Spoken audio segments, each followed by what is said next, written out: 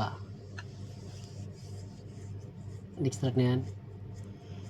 Ano ang una mong binabasa? Isa? Di ba pag nag-shower ka? Oh. Pag maliligo. Oh. Ano ang una mong binabasa? Tiil. Oh, ulo. Pag shower. Pag shower. Pag kuan, tiil. Mali. Ito man. Kamot. Mali. Ano man. Hmm. Manday. Unang bason. Ano ka? Ano mong binabasa? Buhok. Pahok. Mali. Buhok. Tiil. Kamot. Oh. Hmm. Mara na. Imudo nga ng tanan? Ano una mong binabasa?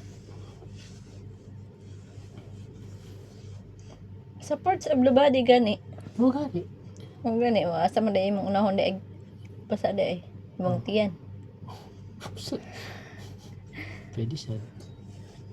Ano unsa siya? Hmm. Kamot ang una mo kuan. Ah. Mali. Unsa day? Siyempre, ang una mong binabasa, yung tuyo. Ano, babasahin mo yung pasana? Siyempre, yung tuyo muna.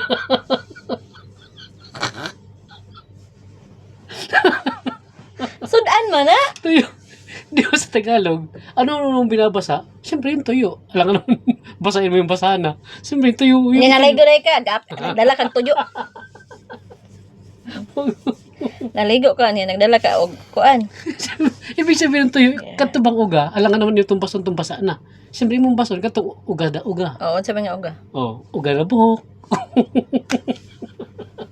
Uga nga tiil. Kanin mo eh.